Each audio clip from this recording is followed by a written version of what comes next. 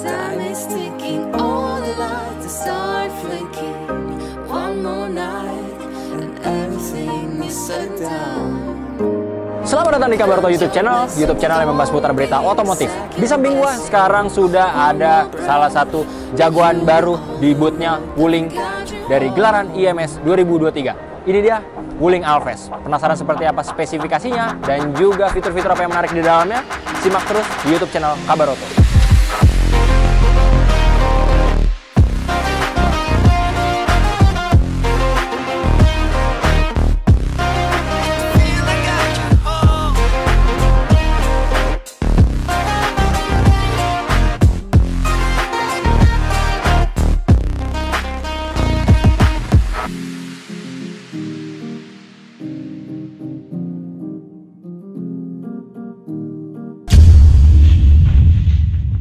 Launching perdana di gelaran IMS 2023 dengan range harga 200 jutaan, middle SUV garapan Wuling 1 ini memiliki tempat tersendiri di hati konsumen dan juga pengunjung IMS 2023. Penasaran kayak gimana tampilannya? Gua akan mereview mulai dari tampilan area front fascianya. Kita geser ke samping. Kalau sedikit ngeliat ke area depan, kita akan ngebahas area front fascianya. Seperti biasa, Wuling telah meninggalkan logonya yang berwarna merah dan diganti dengan silver dikarenakan apa? Seluruh produk Wuling terbaru sudah disematkan fitur yang namanya IOV, yaitu Internet of Vehicle, dan juga fitur-fitur menunjang lainnya. Tapi sebelum itu, kita akan membahas dari segi tampilan. Untuk grill, Sobat Kabaroto bisa lihat bahwasannya di sini terdapat kombinasi. Kalau di area atasnya grillnya, ini ada tampilan 3D menimbul diamond cut seperti ini, dan di bawahnya agak sedikit mundur, memberikan kesan eksklusif. Unsur chrome juga menambah kesan eksklusif tapi tetap gahar. Nah, nggak usah jauh-jauh. Sebelum kita bahas tampilan lebih lanjut, gue pengen kasih tahu ke Sobat Kabaroto kekuatan apa ataupun apa keunggulan yang ada di balik dari kap mesin ini. Yes, kita akan bahas dari sektor mesin. Gua akan buka. Kalau bisa kita lihat di sini terdapat mesin, di mana untuk mesin dari Wuling Alves sendiri dikategorikan sebagai mesin 4 silinder segaris DVVT DOHC berkapasitas 1500 cc. Dan bagi yang penasaran berapa torsi serta tenaga maksimalnya, untuk tenaganya sendiri mesin dari Wuling Alves memiliki tenaga 105 daya kuda. Untuk torsinya sendiri sebesar 143 Nm.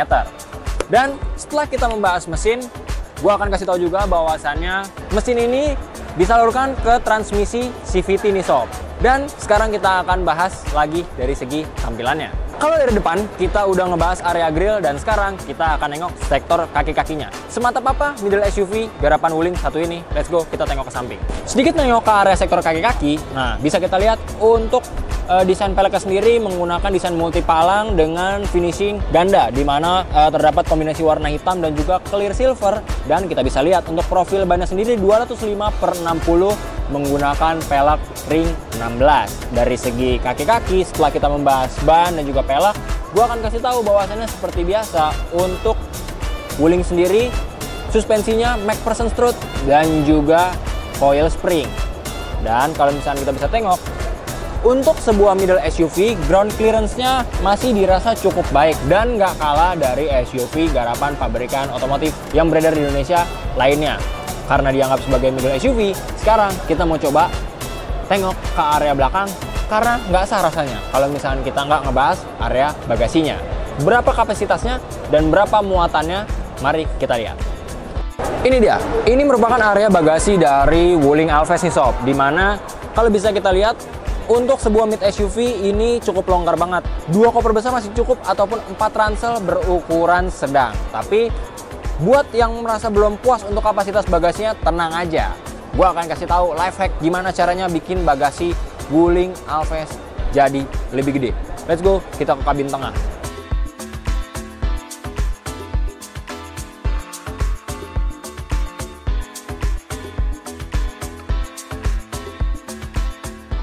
Gimana? Semakin lega nggak sob? Jadi buat yang pengen bepergian jauh dengan membawa muatan yang cukup banyak, nggak perlu ragu lagi, karena bahwasannya di area kabin tengahnya atau di row 2-nya seatnya bisa dilakukan pelipatan yang nyaris rata lantai. Tapi itu nggak menjadi masalah, bahwasannya ini masih bisa difungsikan dengan baik, hampir bisa memuat sekitar 6 koper berukuran sedang maupun bisa dikategorikan 4 koper berukuran besar. Dan nggak usah berlama-lama lagi, sekarang kita masuk ke ruang kabinnya. Oh iya, sebelum kita masuk ke ruang kabin, jangan lupa Wuling sudah disematkan fitur kamera belakang. Jadi nggak usah worry lagi kalau mau parkir mundur. Sekarang kita udah ada di area kabin dari Wuling Alphest.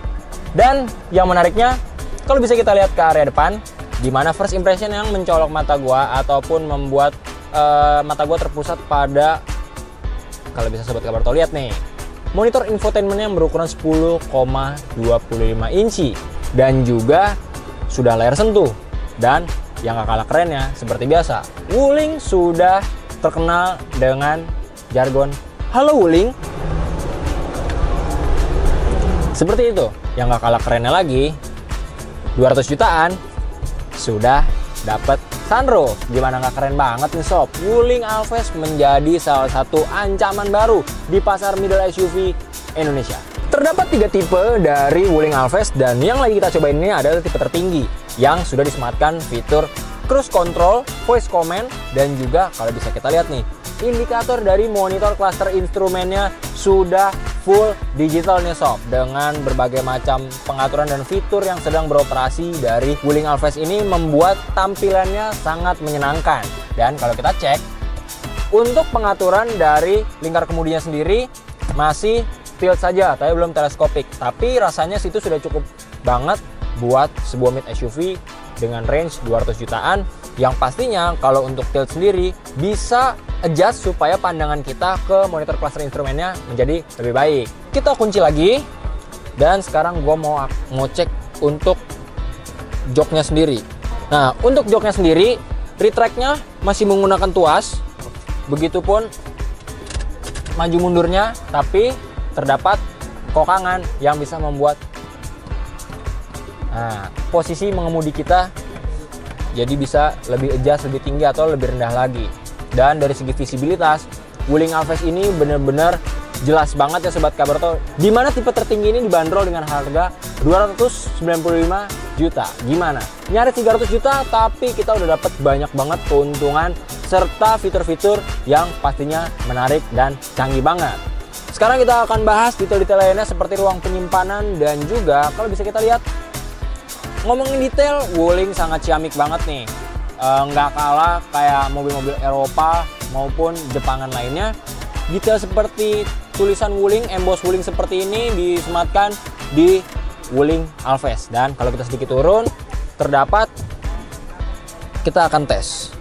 Ini merupakan wireless charging yang di sebelahnya sendiri sudah disematkan port untuk charging USB dan juga dua-duanya USB nih sob. Dengan transmisi yang gue udah sebut, mesin 1500 cc nya 4 silinder DOHC DVVT, terkoneksi langsung dengan transmisi otomatis. Buat sobat kabar tol yang penasaran lagi apakah untuk Wuling Alphest sudah disematkan electric parking brake, nah ini bisa kita lihat sudah disematkan electric parking brake dan juga disematkan auto start stop.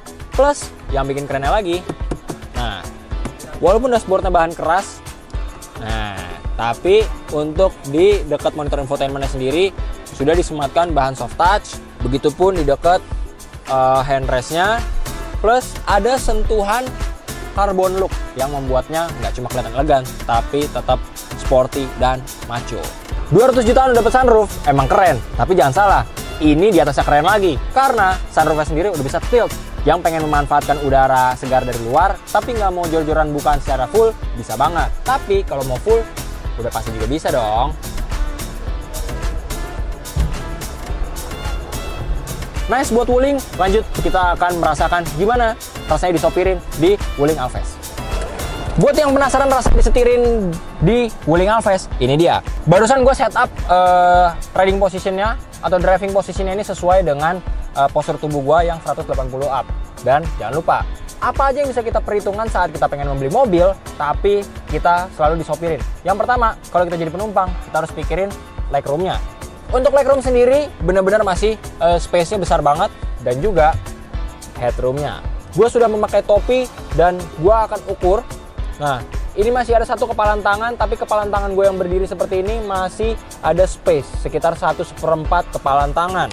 Untuk joknya sendiri termasuk nyaman walaupun belum ada yang namanya armrest dengan tambahan cup holder. Tapi kalau Sobat Kabarto lihat, di sini ada AC blower AC dan ditambah juga dengan port charging Type-C 1 buah. Ruang-ruang penyimpanan lainnya standar seperti bottle holder dan juga ruang penyimpanan di belakang jok pengemudi dan juga penumpang depan. Cukup nyaman, sudah disematkan juga ISOFIX buat yang keluarga muda tapi baru punya anak kecil, sudah bisa disematkan ISOFIX. Plus seperti yang tadi gue contohin, bahwasannya di sini terdapat tali yang fungsinya sebagai tuas agar mempermudah kita supaya untuk melipat jok agar kapasitas bagasinya menjadi semakin luas. Jadi gimana sob? Untuk sebuah mid SUV garapan Wuling yaitu Wuling Alphest dengan range 200 jutaan dengan tipe tertingginya 295 jutaan, cukup worth it atau enggak? Dan pastinya dari segala fitur yang udah kita kasih tahu di video, bahwasannya fiturnya sudah lengkap dan juga sudah disematkan IOV atau Internet of Vehicle. Mulai tertarik atau belum? Atau Sobat Kabarto udah mulai order? Jangan lupa absen di kolom komentar. Jangan lupa klik like, komen, dan subscribe, dan pantengin terus YouTube channel Kabaroto karena kita akan selalu memberikan konten-konten terbaik buat Sobat Kabaroto. Dan pastinya selama gelaran IMS yang berlangsung dari 16 sampai 26 Februari 2023, kita akan terus update ke Sobat Kabaroto. Gua Dion pamit undur diri, sampai ketemu di video selanjutnya. Bye.